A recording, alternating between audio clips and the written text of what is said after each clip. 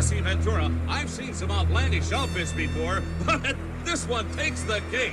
Mean Gene, how dare you criticize how I dress? I dress for the occasion, and this is a stupendous occasion, and I'm dressed, of course, stupendously. Now, it's common knowledge at this point that Vince McMahon and Hulk Hogan hated the original script for No Holds Barred, and so they stayed awake for 72 hours and completely rewrote the script. And now we've all heard the infinite monkey theorem, where if you had 1,000 monkeys typing on 1,000 typewriters for an infinite amount of time, they would eventually write Shakespeare. Well, if you have a McMahon and a Hogan smashing a word processor for 3 days... What's that smell?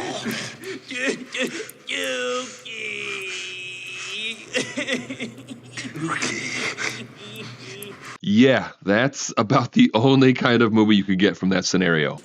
Let's see. It was the best of times. It was the blurst of times. You stupid monkey.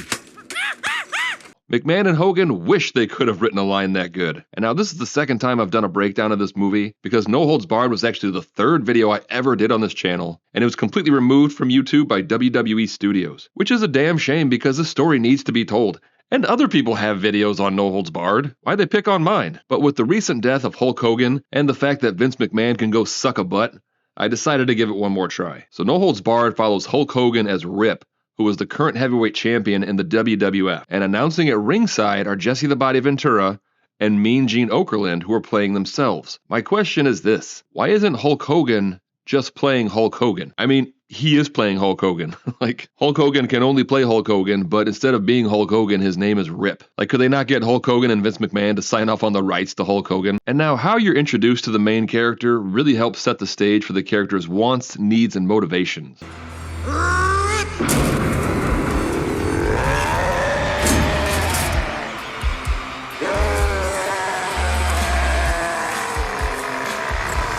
So right away, we can conclude that Rip has full-blown rabies. So we already know he's going to be hyper-aggressive, and this movie will be a race-against-the-clock situation, you know, before the rabies devours his brain. And joining Rip are his trainer Charlie and his brother Randy. And so Rip is defending his title against Jake Bullet, who looks like everyone's Aunt Barb circa 1982.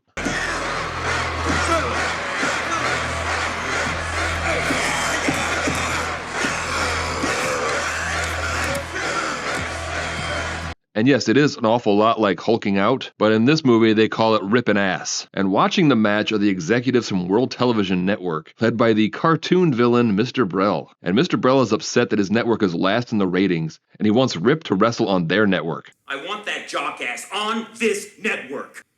Now I find that every time this jockass decides to strip down to his sweet nothings and wallow around with some sweat hog, we eat it! And this just might be my favorite quote of all time. Like, out of context, it would make zero sense, but it doesn't really make sense in context either. And also, Brell calls Rip jockass numerous times throughout this movie, and I'm sure Hogan and McMahon thought that they came up with a hip new insult that all the kids would be saying, but no. I don't think I've heard it uttered outside of this movie. Actually, let me do a quick Google search for jockass, see what comes up, then... Oh no. Oh no. Oh no, why'd I use my work computer? Oh shit. HR already thinks I'm a freak. So the World Television Network is last in the ratings, and especially so whenever Rip fights. So Brell is determined to have Rip fight on his network no matter the cost. Is that what Rip wears to a business meeting on a weekday? I want you on my network. I'm not interested. Okay. Minor setback. This man is CEO of a television network. All right, he got there because he's a shrewd businessman. Let's see what the master does next. Are you trying to tell me my money's not good enough for you? I find that a little hard to swallow, you jockass! Okay, like Terry Silver is a master negotiator by comparison. And so Rip storms out, and then Brell orders the limo driver to kidnap him. And the limo driver drives Rip to an abandoned warehouse to kill him? I'm guessing, I mean, the one dude has a knife.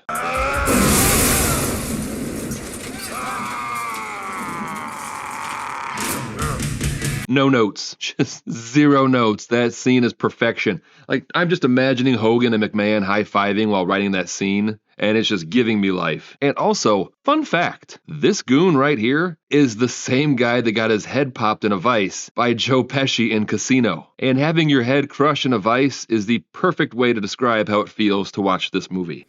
What's that smell?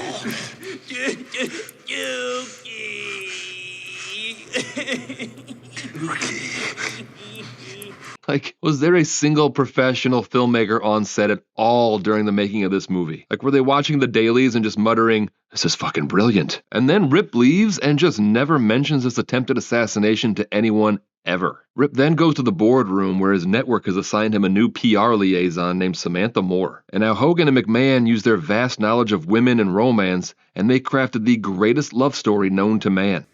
I'd be very interested in your thoughts on this. Ms. Moore, the Rip character, wants me to tell you that his main outside interest is his charity work. He says maybe you could put that in your brief. I don't mean to be rude, but can we talk about it later? Fine. I'll pick you up. 8 o'clock. Dinner. Yeah, that's the face everyone makes as they watch No Holds Barred. And so then Samantha takes him to a high-end, very snooty French restaurant, and oh no, fish out of water alert. I recommend the quiche. That's cheese pie with snails to you. But I'm afraid that Monsieur is looking for le hamburger américain or le foot-long hot dog. Monsieur le Rip. Antoine, you naughty boy. You should have said our friend is here. Monsieur le who? Oh wait, the maitre d' didn't know who he was? Okay, so at first it seems like the maitre d' is treating Rip like shit because he knows that he's a wrestler and he thinks that wrestlers are just dumb jocks. Then you find out he has no idea who Rip is. So basically this maitre d' just clocked this behemoth as soon as he walked in the door and was all like, "He wants a hamburger, he doesn't know French." Which, who the hell does? Monsieur le Rip, the usual. Oui, bien sûr. J'ai faim. So I don't know if this movie has made it clear yet. Rip is actually quite sophisticated. And so Brell hears about an underground fighting competition in just the dumpiest, grossest bar in the world. And the only rules are, last man standing wins, don't kill anybody, and no bare feet. But like, every patron of this bar is just the most reprehensible person you've ever seen in your life. Look at this disgusting pig. But this dude does give us another great insult. If it ain't the Teeny Wangers. After watching a bunch of overweight drunk assholes fighting in a bar, Brell has an idea for a live fighting competition called The Battle of the Tough Guys. It almost just seems like McMahon and Hogan used that name as a placeholder until they could think of something better and just never got around to it. Like, just off the top of my head, why don't you call the fight No Holds Barred? And so the first Battle of the Tough Guys is broadcast live in the same shitty bar that these guys always fight in. I mean, I guess Brell is giving away $100,000 to the winner, so there's probably no more money left in the budget. Welcome to the most exciting new spectacle in the history of televised sports.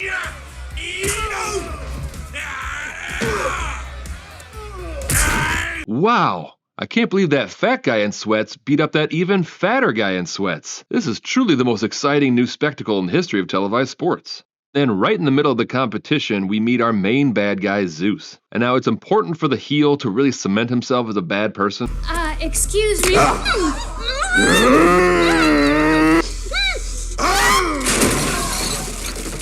And yep, that'll do it. So Zeus destroys the hillbillies and is declared the winner of the $100,000. And Rip stares at the TV screen with such hatred that I'm pretty sure they forgot that these two characters don't know each other yet. And now that Zeus won, he then fights one random dude every week. The challenger is Lugwrench Perkins!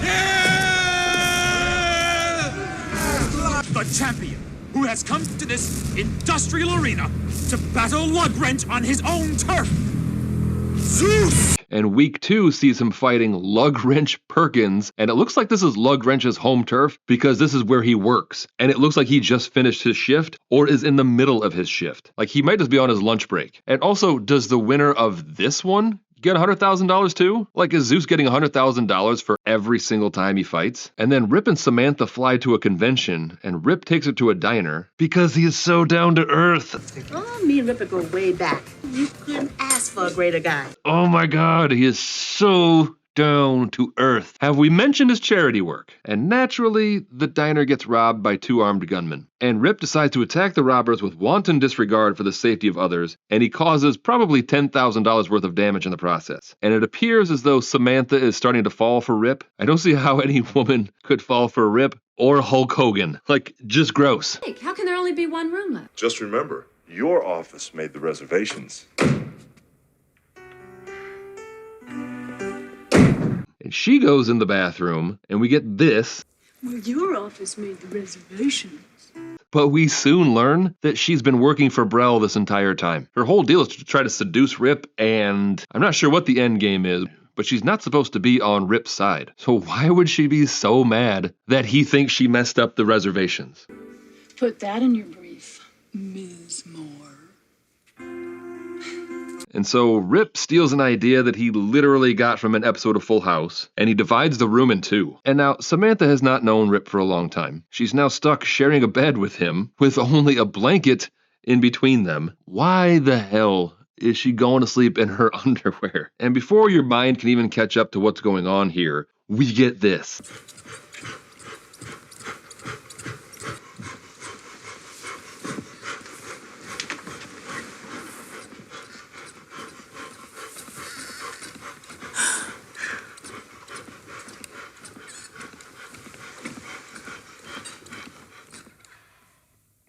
Don't wait up for me. And like, I don't know how, but it's actually worse than if he were just off. And also, were we supposed to think that was his butt cheeks? I don't get any of this. And so then we just cut to Samantha in Brel's office. We never see the convention they go to. We only see the diner and this hotel room. But she's telling Brel that she won't help him because Rip is a nice guy.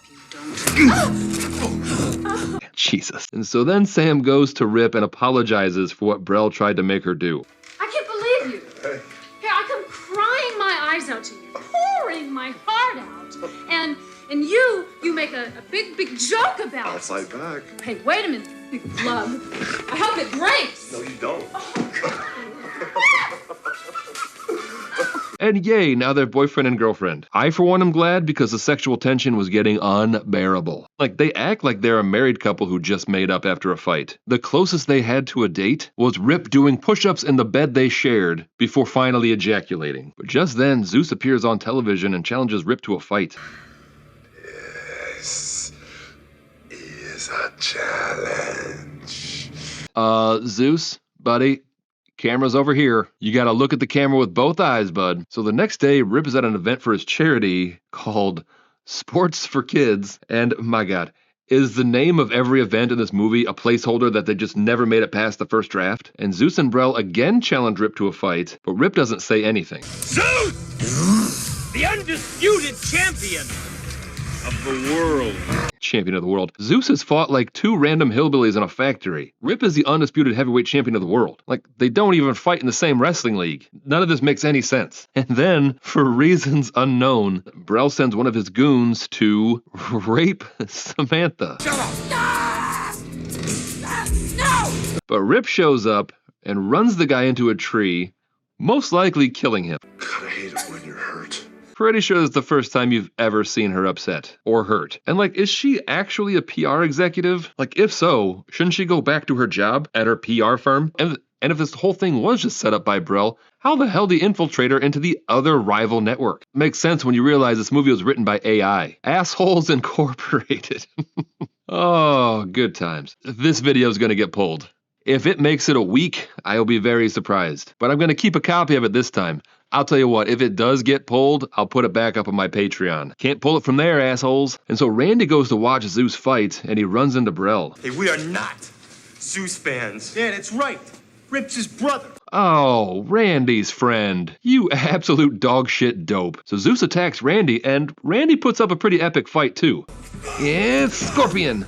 And now Viper into Mongoose. Oh God, Randy, try Scorpion again. For the love of God, try Scorpion again. So then Randy decides to end the fight with Possum, and probably a smart move. And Rip takes the bait and says that he'll fight Zeus on the World Television Network, essentially giving Brel everything that he wanted. And we get the most epic training montage since Rocky IV. Said death's too good for you. Rip said the worms are too good for you. You hear, Zeus? Rip said the maggots would gag on your rotten flesh. What's your... More days won't have that knee completely locked out. There you go. Steady as she goes, man. I've got goosebumps. Like, I work out to that montage. So then it comes time for the fight, and Brel, who is essentially Dr. Claw, has Samantha kidnapped and says that he will hurt her unless Rip throws the fight. But then she manages to escape by walking out of the room. and we are treated to the longest, most boring fight in the history of ever. Seriously, it clocks in at around 15 minutes, and then Rip defeats Zeus by killing him, and then Brel... Stay away, you jackass!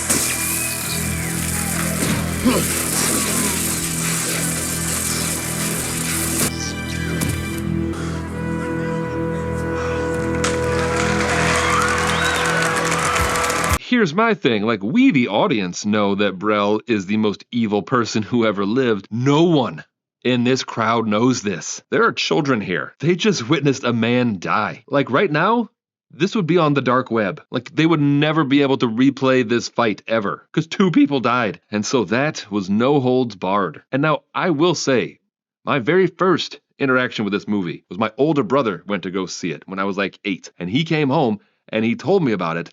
And I probably did get goosebumps. Like, it seemed like the greatest movie ever. And honestly, if you break it down to just this bare bones, it could be a great movie. If you want to remake a movie, remake No Holds Barred. Like, there is something here. So any screenwriters out there, I'm telling you, rewrite No Holds Barred. Don't do cocaine for 72 hours. Don't do that. Like, you can maybe have an energy drink, but then, like, get a good night's sleep and come back and then, keep writing. But there is something here, and I'm guessing that the good portions of this movie were already in the original script before McMahon and Hogan got their grubby little fingers on it.